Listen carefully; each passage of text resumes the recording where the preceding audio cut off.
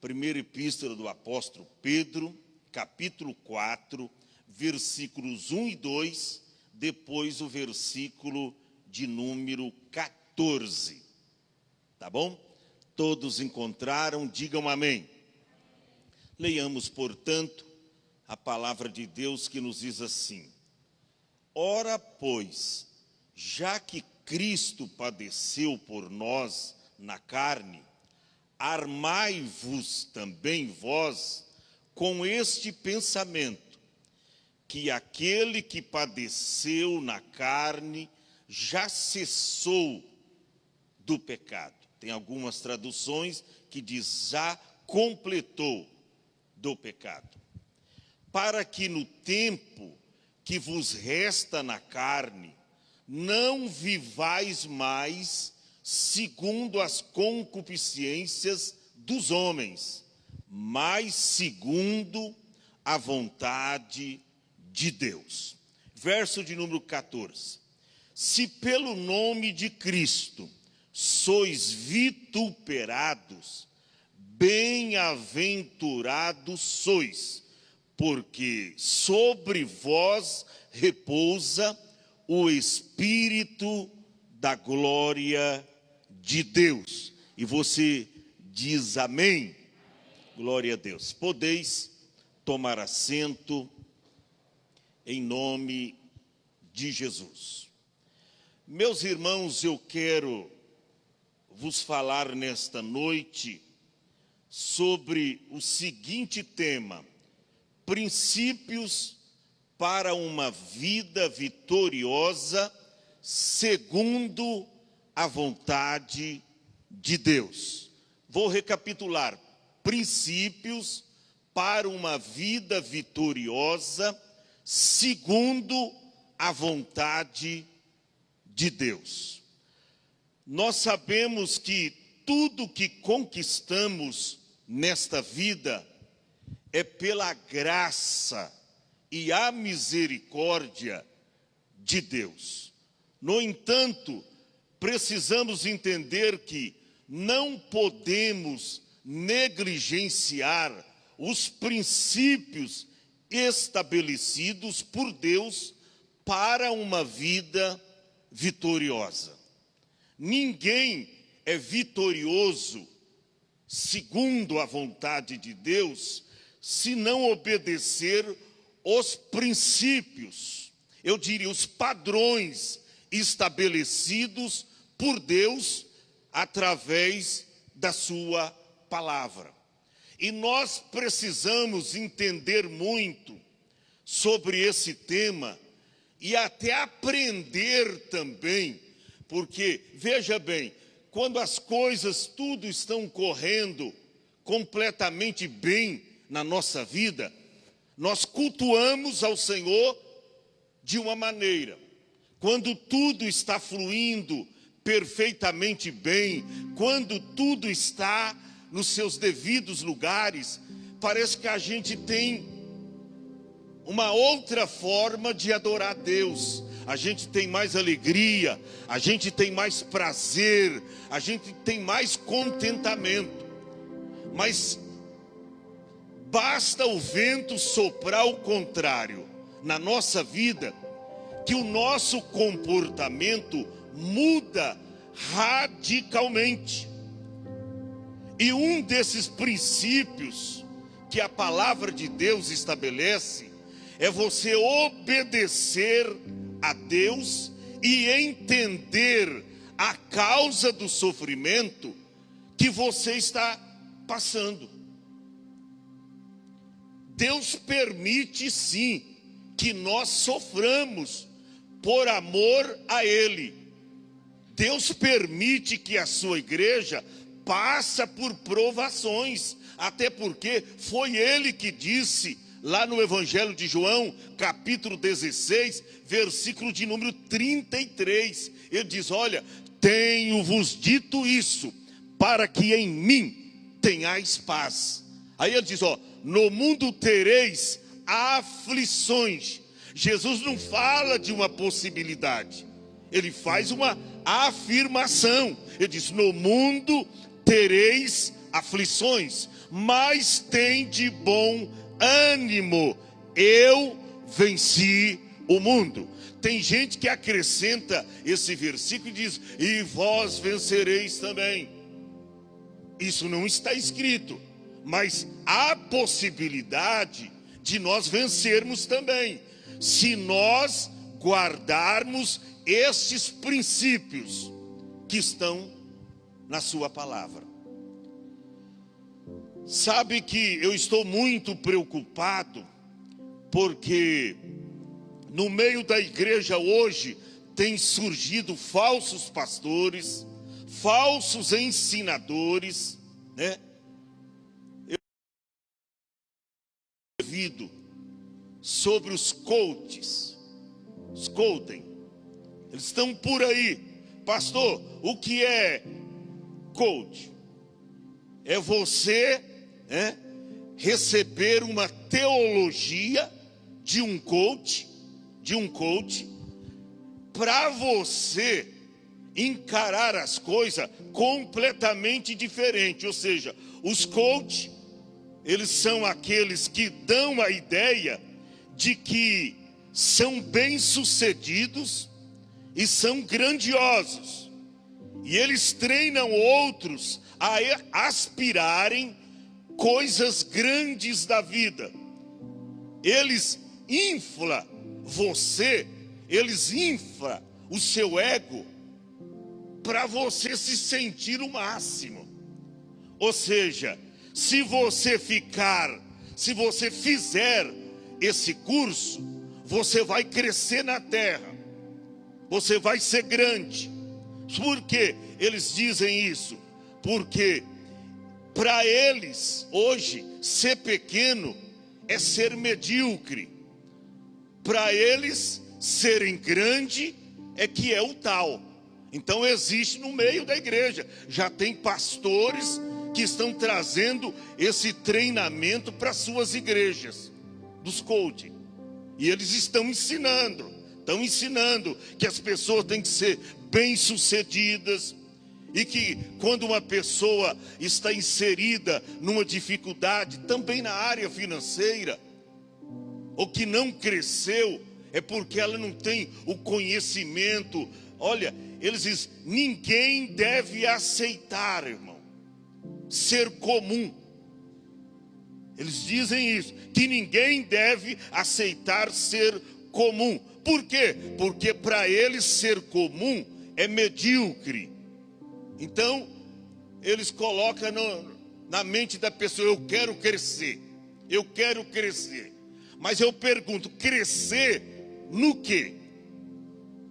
Porque o conselho do apóstolo São Pedro, ele diz: antes crescei na graça e no conhecimento de nosso Senhor e Salvador Jesus Cristo. É nisto que você precisa crescer, na graça e no conhecimento de nosso Senhor e Salvador Jesus Cristo. Então hoje, este tipo de ensinamento, de mãos dadas também com a teologia da prosperidade, a teologia do triunfalismo, tem arrasado com as nossas igrejas, tem acabado com as nossas igrejas. Daqui a pouco as pessoas nem virão mais para a igreja para ser crente. Elas dizem: não, nós aprendemos que para ser crente não precisa frequentar os cultos, para ser crente não precisa ofertar, dar dízimo. Por quê? Os falsos ensinamentos e ensinadores, eles estão como a boboreira de Jonas, alastrando-se da noite para o dia. E isto está acabando. E olha, hoje dificilmente nós temos tempo para evangelizar alguém. Você já percebeu isso? Que hoje dificilmente nós temos tempo para evangelizar alguém. Por quê? Porque todo o tempo que nós temos é dedicado aos salvos, junto com eles para permanecer salvo. O nosso maior desafio hoje não é ganhar os ímpios, os pecadores para Cristo. O nosso maior desafio hoje é ensinar os salvos para eles não se perderem. Esse é o maior desafio dos pastores hoje. Pregar para os salvos, para eles continuarem salvos. É um desafio. E aí, estudando hoje, o dia todo, essa palavra do apóstolo São Pedro, e eu disse, gente, como nós estamos completamente errados. Os ensinamentos. Porque hoje, ser crente é sinônimo de prosperidade, e as pessoas lá fora já vêm até com esta visão. Olha, eu vou ser crente porque eu vou prosperar, eu vou crescer. Tem igrejas que já chamam as pessoas não para ter um encontro pessoal com Jesus, não para vir até a cruz, renunciar todas as coisas deste mundo, abandonar o pecado definitivamente, sair das trevas para as maravilhosas luz de Cristo e viver uma nova dimensão de vida. Eles ensinam as pessoas para vir à igreja para prosperar, para ter vitória. E quando eu leio a Bíblia, eu vejo os apóstolos todos sofrendo, sendo perseguido, não tendo nada para comer, passando dificuldades, ficando doente e orando por muitos, e Jesus curando, e eles mesmos doentes. Falei, mas peraí, quem está certo? A Bíblia ou os pregadores do triunfalismo, da teologia da prosperidade? Quem está certo? A Bíblia ou os Colten? Quem está certo? É a Bíblia. E aí o apóstolo São Pedro, ele diz, ora, pois, já que Cristo padeceu, olha como ele começa a apresentar Cristo. Ele diz, já que Cristo padeceu, gente, o nosso maior modelo, padrão, é Jesus. E ele padeceu por nós. E a Bíblia diz, já que Cristo padeceu por nós, no quê? Na carne. Por que na carne? Como ser humano. Ele padeceu aqui na carne como ser humano. Por isso que a Bíblia diz, homem de dores, experimentado no trabalho. Isaías falou sobre isso. Uma alusão a Cristo, lá no capítulo 53, ele diz, ele foi homem de dores, experimentado nos trabalhos, a quem as pessoas fugiam da face dele, porque não era um galã como as pessoas pintam aí fora, nos seus quadros, não. Ele não tinha parecer, disse Isaías, nem formosura. E ele diz, e olhando nós para ele, nenhuma beleza víamos, para que o desejássemos. Ele foi desprezado, diz a Bíblia. Então, Jesus padeceu por nós na carne. Na carne. Ou seja, como humano, ele era Deus. A Bíblia diz, não, ser igual a Deus. Então ele veio a este mundo, olha para cá, tomou a forma de servo, fazendo-se semelhante aos homens. E Paulo escreveu aos Filipenses, e achado na forma de homem, se humilhou a si mesmo, sendo obediente até a morte, e morte de cruz. Então Cristo, ele padeceu por nós na carne. E aí Pedro, deixa o versículo. E aí Pedro diz, armai-vos também vós. Eu fiquei pensando, armai-vos? Armai-vos? Ou seja, vocês têm que estar munidos, preparados. Por quê? Porque o que vem para abater a fé de vocês é bem forte. O que vem contra vocês com ímpeto para abalar a fé de vocês, para abalar a vida espiritual de vocês, é grande. Então ele diz: armai-vos. É para a gente estar preparados. Eles não estão lá, alguns países, armados até os dentes contra os seus adversários, porque eles sabem que eles são mais ferozes ou mais poderosos do que eles. Assim também nós devemos estar. Mas é um ser derrotado, vencido? Nananina, não. Ele pode fazer com que o crente se desvie do caminho do Senhor. Ele pode fazer com que crente levanta e mata o seu irmão. Você não lembra lá no princípio? Caim matou Abel. Ele cria um motivo, ele cria uma situação. Aí ele põe irmão contra irmão, entendeu?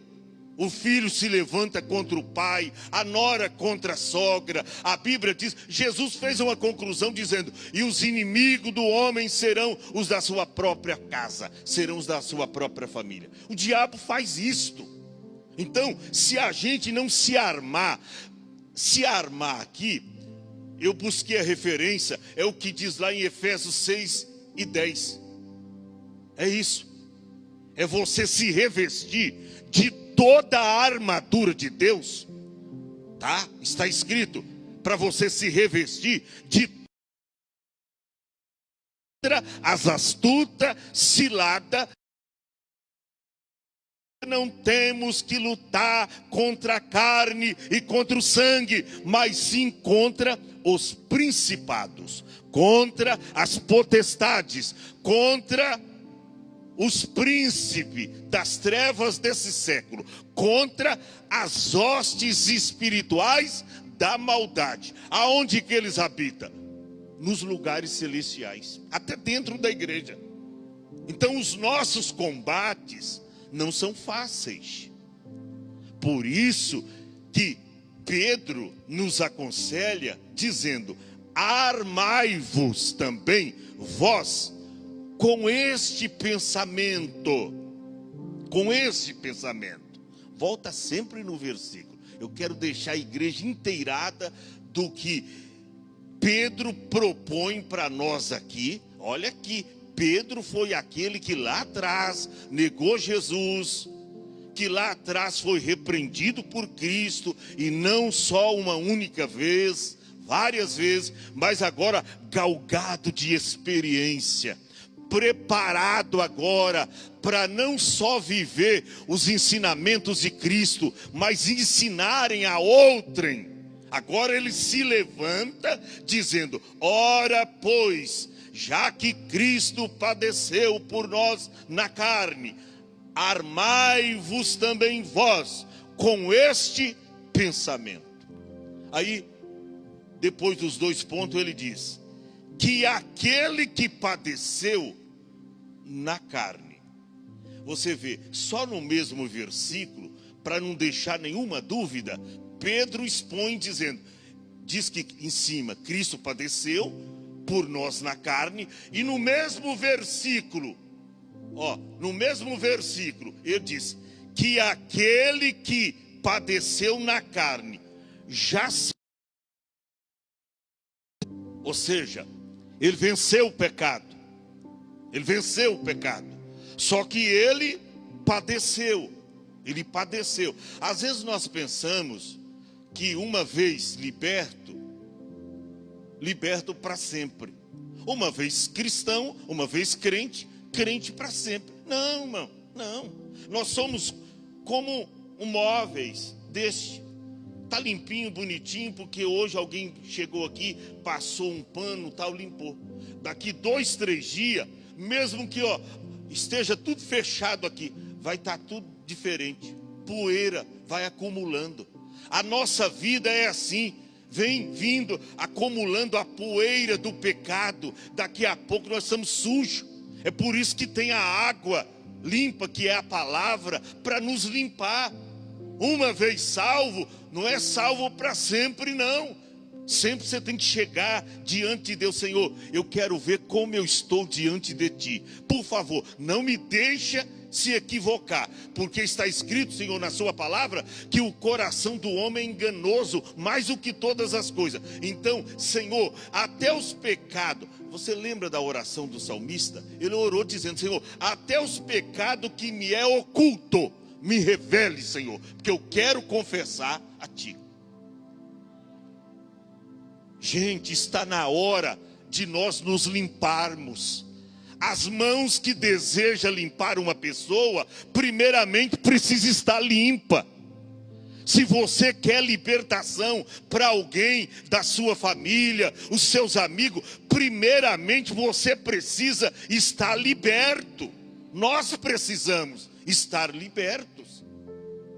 E agora, Pedro diz, ele cessou a sua obra, ele venceu o pecado. E aí, eu até grifei o verso 2 aqui na minha Bíblia. Ele diz: para que no tempo que vos resta na carne. Ô irmão, você pensa que você vai viver muito tempo ainda sobre a terra? Olha para cá, o tempo passa brevemente, ou seja, o tempo passa rapidamente. A vida é breve. A vida é breve. Nós não vamos viver aqui o tempo todo, não. A Bíblia diz lá no Salmo 90 que a nossa vida é como um conto ligeiro. Quer que eu traduza para você o que significa um conto ligeiro? 1, 2, 3, 10, 15, 20, 50, 60, 73. Fulano de tal morreu. 81 morreu fulano de tal. Um conto ligeiro, dá para contar rapidamente, em alguns minutos. Assim também é a nossa vida. E ele diz, para que o tempo que vos resta na carne. Irmão, a vida é breve. Aleluia. A vida é breve. Eu me lembro que parece que foi uns dias desses, eu era um mocinho. Eu estava começando o meu ministério. Mas a vida é breve. E ele diz: não vivais mais segundo a concupiscências dos homens. No tempo que ainda nos resta, procura viver não mais nas concupiscências, ou segundo as concupiscências dos homens.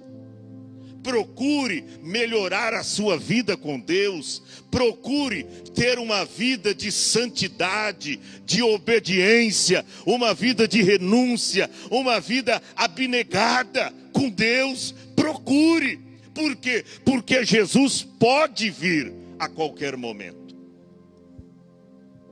E ele então nos traz esse lindo conselho, para que no tempo que vos resta na carne, ou seja, está falando da nossa vivência aqui na terra, o tempo que nos resta na carne, não vivais mais segundo as concupiscências dos homens. E aí depois da vírgula, ele diz, mas segundo a vontade de Deus. Será que nós estamos vivendo segundo a vontade de Deus? Ou estamos vivendo segundo o curso deste mundo? Ou segundo as concupiscências dos homens? Dos homens. Ao invés de fazer a vontade de Deus, estamos fazendo a vontade dos homens. Ou a vontade da carne. E Paulo diz que a inclinação da carne é inimizade contra Deus. Ele diz que a carne e o espírito, um se opõe um ao outro, para que não façais o que quereis. O espírito se inclina para as coisas do espírito e de Deus, mas a carne, que é fraca, se inclina para as coisas da carne.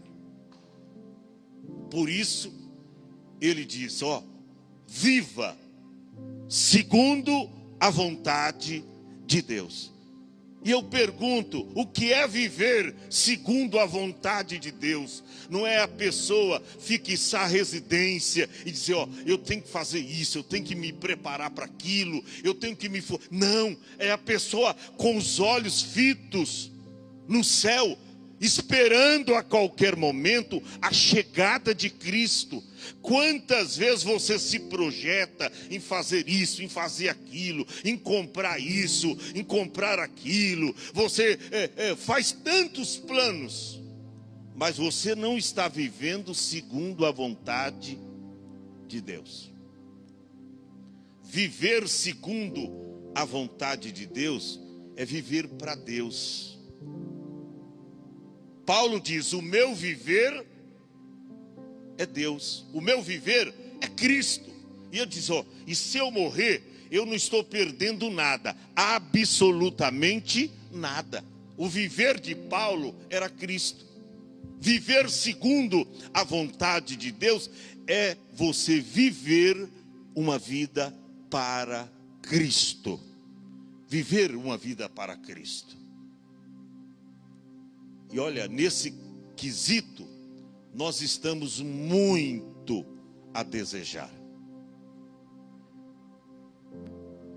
No verso de número 3, Pedro diz, porque é bastante que no tempo passado da vida, no tempo que já se passou da vida, fizéssemos a vontade dos gentios. Vontade dos gentios é vontade dos pecadores, dos homens sem Cristo, ou deste mundo pecaminoso. Quando se fala gentios, está falando daqueles que vivem no mundo sem Deus, como a gente vivia, sem paz e sem Deus no mundo.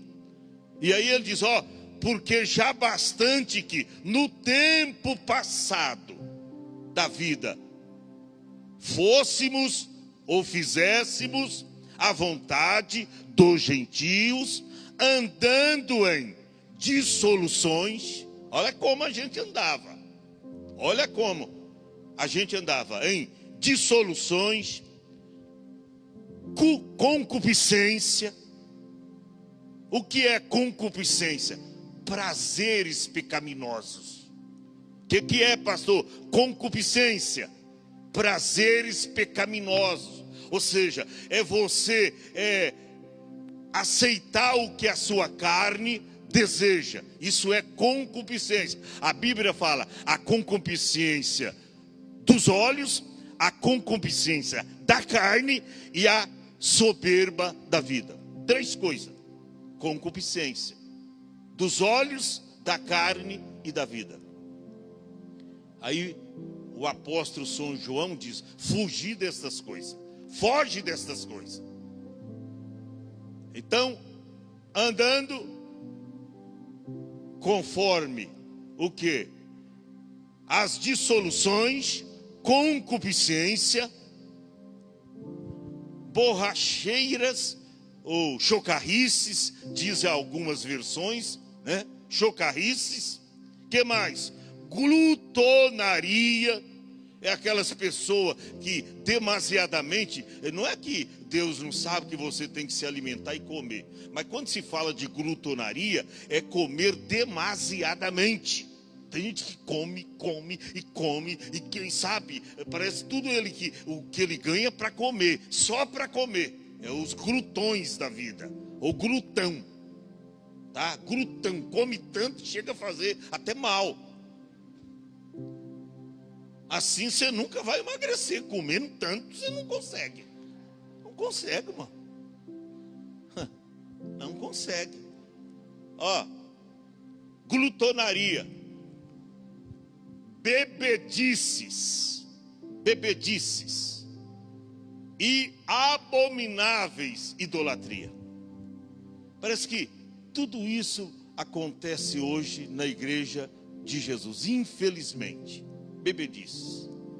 Tem gente que não é porque vem aí as festas de ano novo, não. Ele enche a cara sempre, está bêbado. E crente, irmão, cristão que conhece a palavra, mas que tem um vício, sabe, de bebedice, um vício, sabe, de beber, que do alcoolismo impera frouxo na vida dele. Então, bebedice. E abomináveis idolatria. Sabia que tem idolatria? Você igreja católica idólatra, mas na Bíblia. Agora a gente esse grupo aí que canta música gospel, que nem crentes são. De oração, você não vê esses grupos em culto de ensino com seus pastores. Eles são insubordinados, eles não nem frequentam igreja. Disco, estão vendendo shows para lá e para cá, e nem são crentes. E a gente fica idolatrando, doido para trazer eles na nossa igreja, e nem crentes são. Não tomam santa ceia, tomam, sabe? Não toma. Eu sei de muitos aí, irmão, que eles não têm uma igreja de referência. Não tem, nem crentes são. Não pode ter pastor, porque são insubordinados. Então, o que é isso? Idolatria. A gente não adora santo, a gente não adora a Aparecida, o São João. Pelo menos tem na Bíblia um São João Aparecida. A gente adora. Nós formamos ídolos e estamos adorando. Isso aqui é sério. Verso de número 4, Pedro diz: e acham estranho, não mesmo desenfreamento. Eu disse, não é estranho não, vocês que conhecem Jesus, correndo nesse despenhadeiro, caminhando para o abismo com ele, e não acham estranho não correrdes com eles no mesmo desenfreamento de dissolução,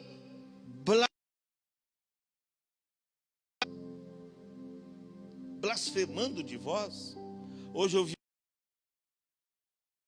um camarada aí no YouTube, e de uma igreja que um culto do começo ao fim não teve 3 minutos. Alguém pegou um pandeiro lá e um cavaquinho e começou a tocar aquelas músicas. O culto acabou. E aí só foi gente rodando. 40 minutos, aquele barulhão, tocando um hino atrás do outro e o povo rodando. Se fazendo, pastor, eu estou rodando. Mas no quê? Rodando no quê? No espírito. Porque, irmão, é impossível que Deus fale de uma outra forma, senão a palavra. Louvor, Deus pode até falar, mas o louvor é para Deus. Agora a palavra é para nós. A gente não canta louvor para Deus ou para nós. Nós canta louvor para Deus. Louvor não é para nós, é para Deus. Agora o que é para nós é isto aqui. É isto aqui. E aí o cara estava criticando. Eu falei, tá certo que ele tá errado também, mas olha cada brecha que a gente dá. Olha cada brecha. Aí pega, começa a generalizar. É os evangélicos inteiros. É os evangélicos. Pega um vídeo desse, aí tinha já quase 1 milhão de visualizações no meio do vídeo. Tá cheio disso, irmão. O que é isso? está escandalizando a palavra e o evangelho de Cristo. E aí, Pedro então nos exorta: por que vocês ficam correndo nesse desenfreamento de dissolução, blasfemando de vós? Ou seja, eles vão encontrar ocasião, motivos para blasfemar de vocês, sendo que eu e você, nós somos sal da terra e luz do mundo.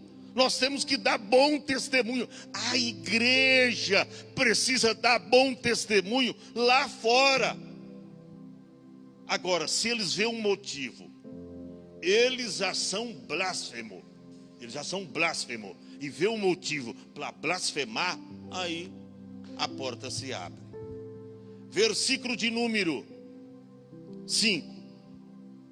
Os quais hão de dar conta ao que está preparado para julgar os vivos e os mortos. Ou seja, essas pessoas que andam na dissoluções, blasfemando ou fazendo coisas abomináveis, elas vão ter que dar conta ao que está preparado para julgar os vivos e os mortos.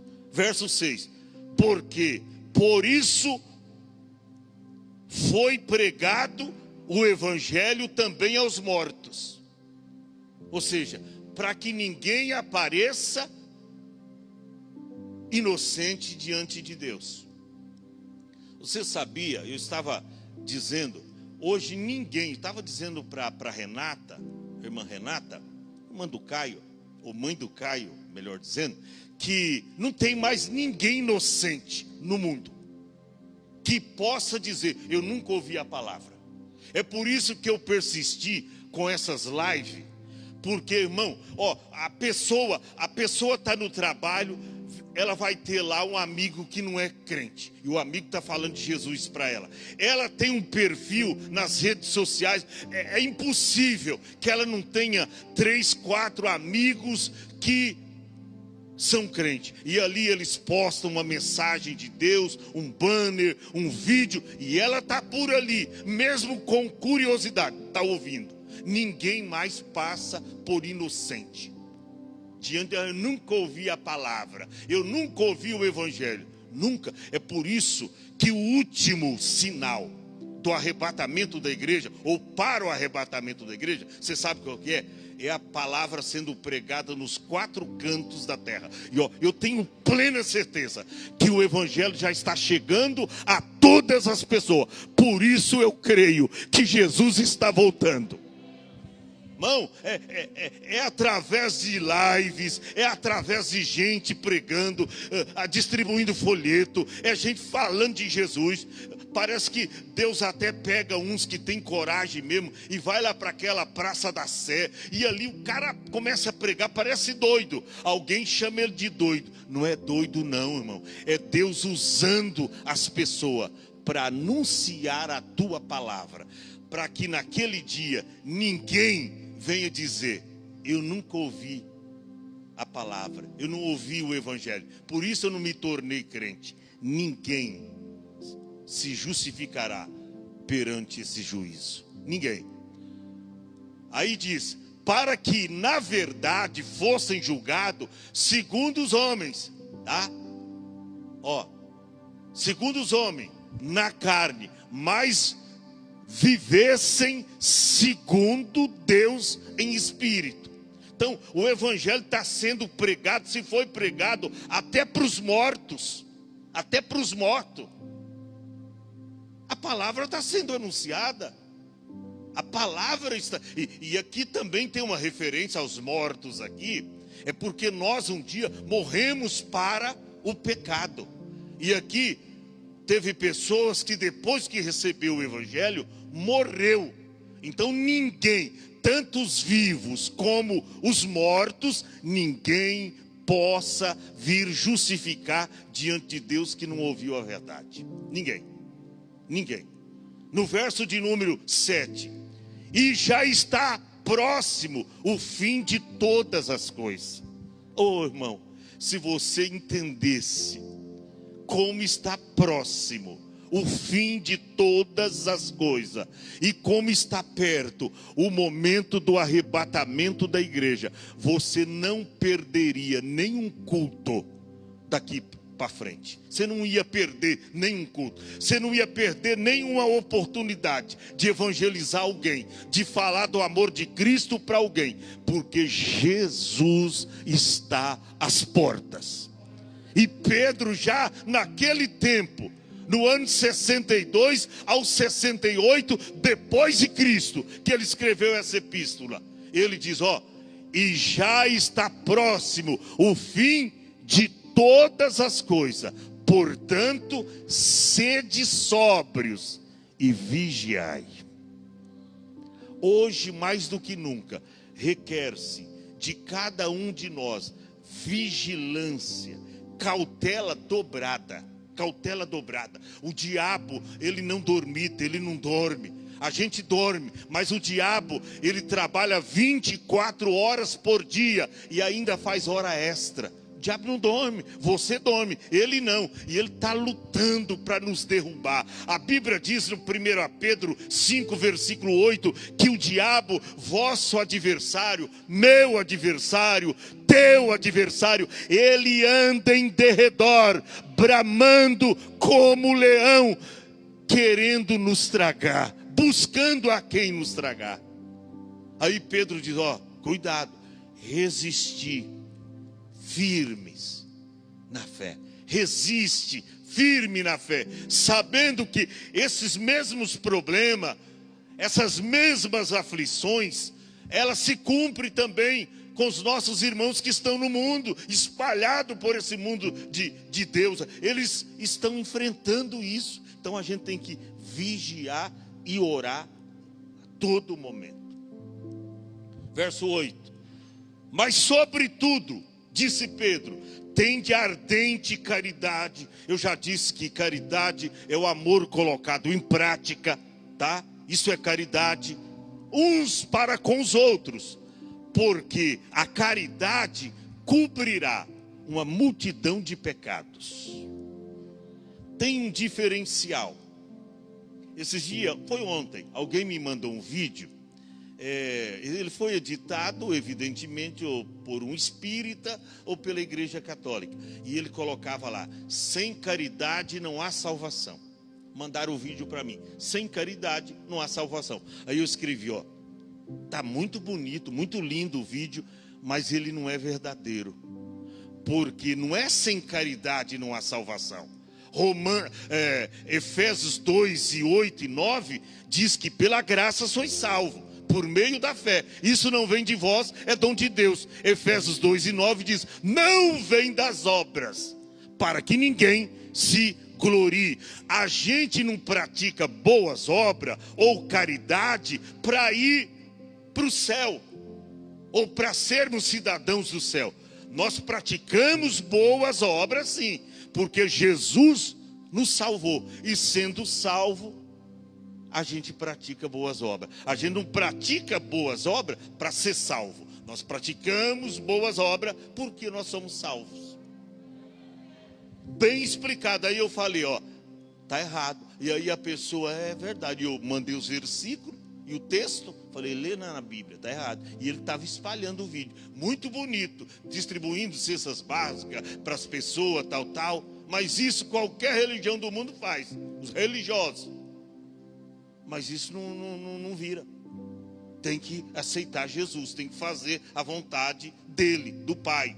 Então, Pedro diz que a caridade, o amor colocado em prática, ele cobre uma multidão de pecados. Ainda mais você que vive a verdade, que conhece Jesus, que conhece a palavra, maravilha, irmão. Segue fazendo. Sendo hospitaleiro uns para com os outros, e sem murmurações. Arranca definitivamente as murmurações.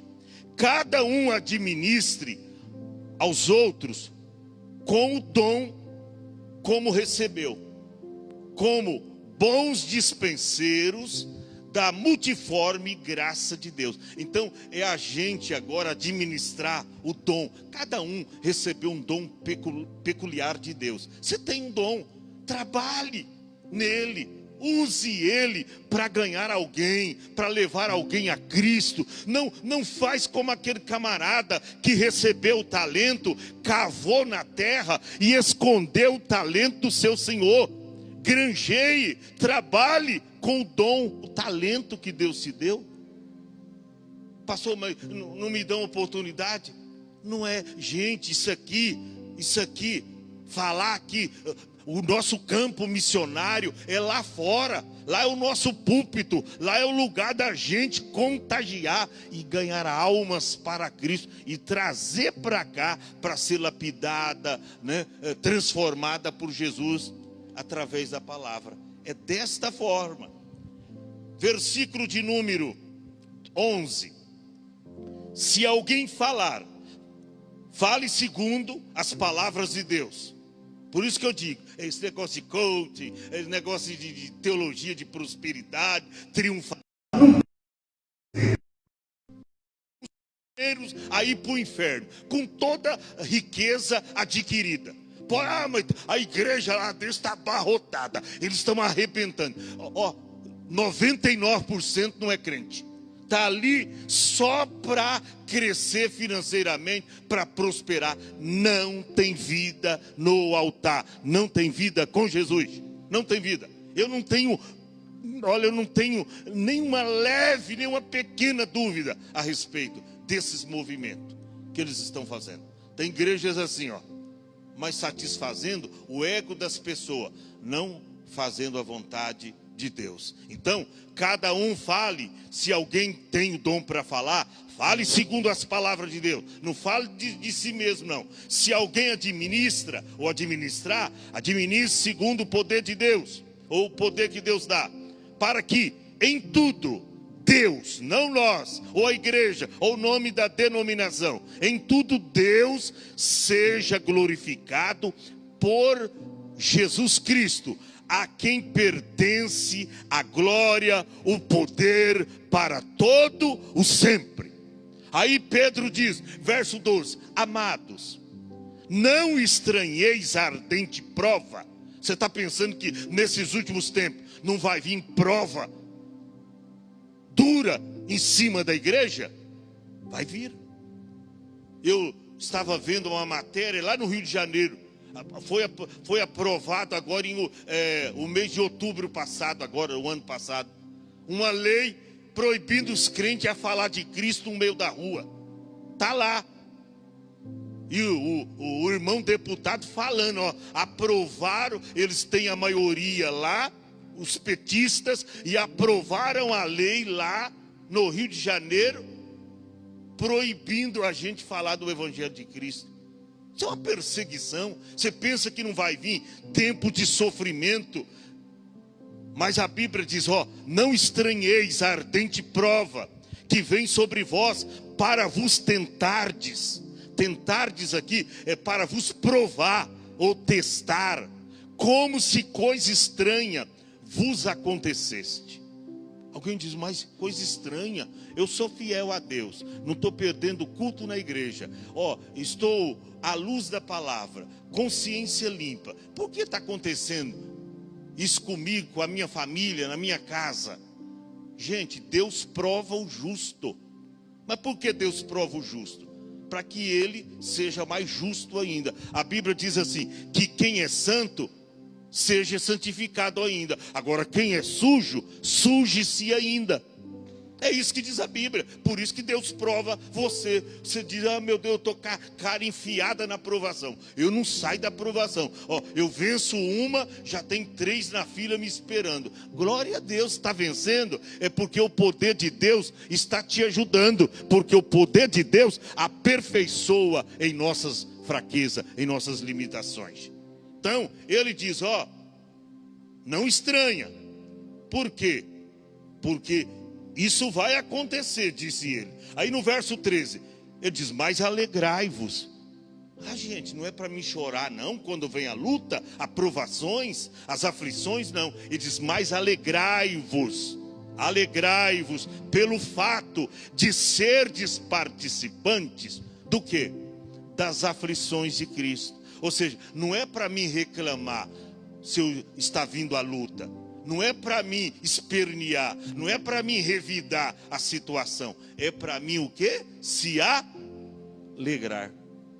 Alegrai-vos pelo fato de serdes participantes das aflições de Cristo. Você quer o céu e quer ficar isento de luta? Você quer ir para o céu? Você quer ir morar na Nova Jerusalém, mas não quer passar por dificuldades? Não tem. Não tem. Alegre-se pelo fato de ser participante de todas, tá? Das aflições de Cristo. Para quê? Para que também na revelação da sua glória vos regozijeis e alegreis. Vai chegar o momento da alegria. A Bíblia diz que toda luta cessarão. Olha, não haverá mais lágrima, não haverá mais rancor ou clamor, não haverá nada disso lá no céu. Mas enquanto nós estivermos aqui, é com a espada na mão, é chorando, muitas vezes ferido, muitas vezes sendo vitimado, muitas vezes sendo perseguido, muitas vezes sendo afrontado, muitas vezes sendo vituperado. É assim, irmão. Aqui é assim que nós vamos viver. Aqui é assim. Mas ele diz, alegrai-vos pelo fato de serdes participante das aflições de Cristo, para que na revelação da sua glória vos regozijeis e alegreis. Olha o que ele diz no verso 14: se pelo nome de Cristo sois vituperados, bem-aventurado sois. A causa do seu sofrimento é por causa de Cristo. Você está sofrendo porque você se decidiu a Cristo. Aí o seu esposo te humilha, você sofre e você enfrenta dificuldades, perseguições. Se pelo nome de Cristo sois vituperados, bem-aventurados sois, porque sobre vós repousa o Espírito da glória de Deus. Aí Tiago, ou melhor, que nenhum de vós padeça como homicida, ou ladrão, ou malfeitor, ou como aquele que entremete em negócios alheios. Qual é a causa do seu sofrimento? Pastor, eu fiquei como fiador para o irmão financiar. Não, meu, é irmão, mas a Bíblia diz que você foi tolo de financiar. Mas é teu irmão, não. Teu nome, você não pode fazer isso. Eu confiei na palavra de alguém. Não confia, só confia na palavra do Senhor, na palavra de Deus. Então, que ninguém padeça como homicida, matou alguém. Agora, tem gente que, até filho de crente, matou, irmão, ou fez alguma coisa, tem que pagar. É filho de crente. Eu vou arrancar todo o dinheiro, vou tirar meu filho da cadeia. Não tira não. Não tira não. Deixa ele pagar o que ele fez. Se ele fez, cada um de vós padeça, ou como homicida, ou ladrão, roubou alguma coisa. E ladrão, lugar de ladrão é onde? Cadeia. Tem que pagar. Tem que mudar de vida. Ou malfeitor, fez algum mal, praticou um delito, uma coisa. Ou como aquele que entremete em negócio alheio. Aí no verso seguinte ele diz: mas se padece como cristão, irmão, que seja esse o meu e o teu caso. Mas se padece como cristão, disse Pedro, não se envergonhe, antes glorifica a Deus nesta parte. Por quê, Pedro? Porque já é tempo de que comece o julgamento pela casa de Deus. E esse julgamento já está acontecendo. Através do quê? Da palavra. Por isso Paulo escreveu aos Coríntios dizendo, quando somos repreendidos, e somos julgados pelo Senhor e repreendidos para não ser condenado com o mundo. Está lá na leitura da Santa Ceia. E aqui da mesma forma, ele dizendo, porque já é tempo que se comece o julgamento pela casa de Deus.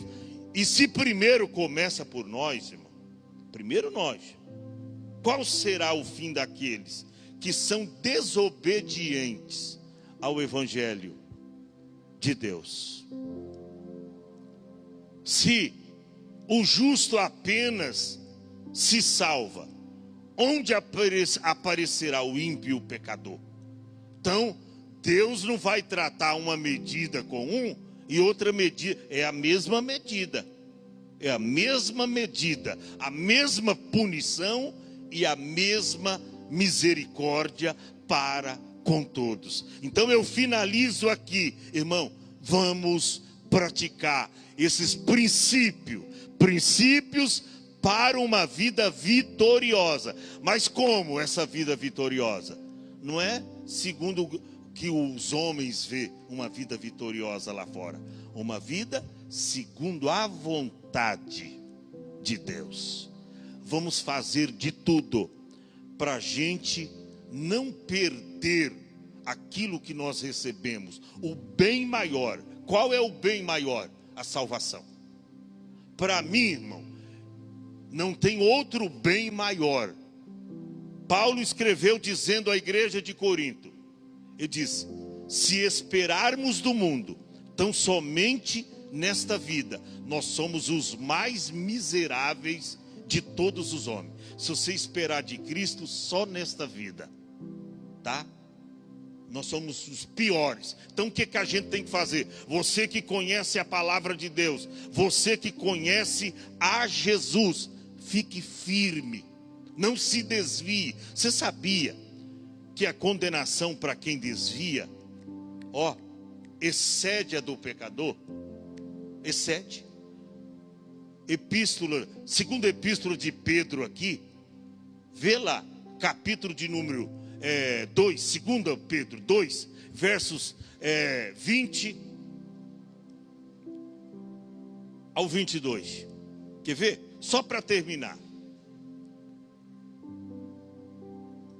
Porque, ou porquanto se, depois de terem escapado das corrupções do mundo, e nós escapamos, olha para cá, através de Cristo, através da palavra, nós escapamos da corrupção do mundo. Portanto, se, depois que terem escapado das corrupções do mundo, pelo quê? Olha para cá, pelo conhecimento do Senhor e Salvador Jesus Cristo. Ele abriu seus olhos, você saiu das trevas e veio para a sua maravilhosa luz. Forem outra vez envolvidos, nelas no quê? Está aí no contexto, nas corrupções do mundo. Aí você se envolve novamente. Não tem crente assim, ficou 10 anos na igreja, aí hoje está desviado. Você sabia que há no mundo, de cada 3 pessoas salva, de cada 3, não vou dizer salvo, de cada 3 pessoas,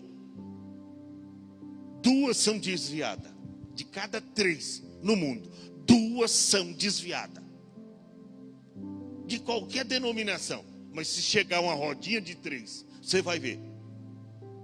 É uma pesquisa americana. De cada 3 seres humanos, 2 são desviadas.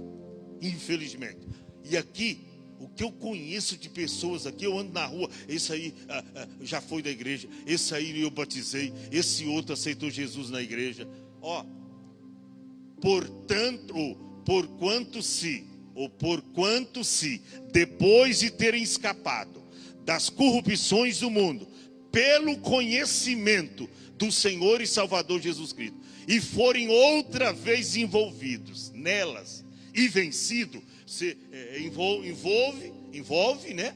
E aí é vencido. O que Pedro diz? O mesmo da primeira epístola. Tornou-se-lhe o último estado pior do que o primeiro. Ou seja, a condenação de quem conhece, mas se desvia do caminho, é maior do que aquela dos que não conhecem. É maior. quem conhece, mas se dizia. Aí Pedro, ele faz uma parábola com a porca. Olha o que ele diz no verso de número 21. Porque melhor lhe fora não conhecer o caminho da justiça, do que, conhecendo-o, desviar-se do santo mandamento que lhes fora dado. Ou seja, é melhor não conhecer do que conhecer e se desviar do caminho. Aí ele fala da porca lavada. Deste modo, disse Pedro, sobreveio-lhes o que por um verdadeiro provérbio se diz: o cão voltou ao seu próprio vômito. Você já percebeu que às vezes o cão tem esse costume? Ele come alguma coisa que lhe faz mal, aí ele vai, tudo para dentro. O cão faz isso, rapaz. Ele faz. E Pedro cita isso: o cão voltou ao seu próprio vômito, e a porca lavada ao seu esponjadouro de lama. Eu já dei o testemunho aqui, que a gente morou em sítio, em fazenda. Aí meu pai tinha uma porca, tinha vários porcos, mas tinha uma porca em especial, que essa dormia conosco em casa. Era uma porca branca, eu me lembro, ela tinha esse tamanho. E o que a gente fazia? Essa porca dormia lá com a gente no quarto. E muitas vezes a gente lavava a porca, deixava ela branquinha, limpinha. E na porta de casa, eu me lembro até hoje, tanto na sala como na cozinha, tinha uma portinha dessa altura, tipo um portãozinho. Tinha a porta e aquele portãozinho exatamente para a porca não sair. Porque se abrisse, ela saía. Logo assim, uns 20 metros, tinha um chiqueiro. E eu me lembro que muitas vezes a gente lavava a porca, deixava ela linda. Aí fazia cócega na barriga dela, ela virava os pés para cima e cheirava a gente, sabe, estava familiarizado. Mas quando a gente deixava essa porta aberta, ela saía tanto da cozinha ou da sala, irmão, e em direção ao chiqueiro, e chegava lá, Cláudio, rolava na lama e tudo. Aí ela toda suja, ela vinha de novo e entrava para casa. E onde ela passava perto da gente, deixava um peludo de barro e de sujeira. Irmão, Jesus te lavou pela palavra. Não se suje mais com as coisas desse mundo. Amém? Vamos ficar em pé?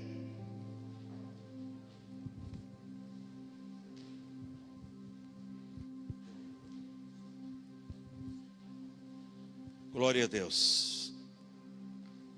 É uma noite para você refletir.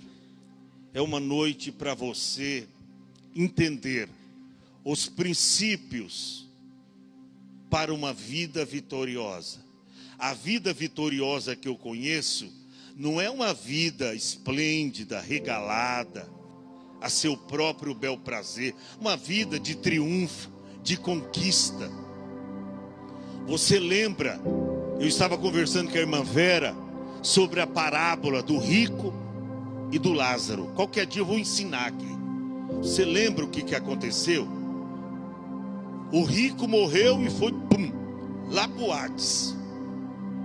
Agora o Lázaro, o pobre, mas que temia a Deus, que não tinha bens, que não tinha aonde nem reclinar sua cabeça, quando ele morre, ele vai para o seio de Abraão. Deus tem um lugar para você, não importe. Conquista aqui, isso podemos conquistar ou não podemos, tá? Se Deus permitir, amém. Se Deus não permitir, glória a Deus. Casa não vai te levar para o céu. Formação não te levará para o céu. Carro novo não vai te levar para o céu. Mas Jesus te leva para o céu. Procure obedecer esta palavra. Nós vamos orar.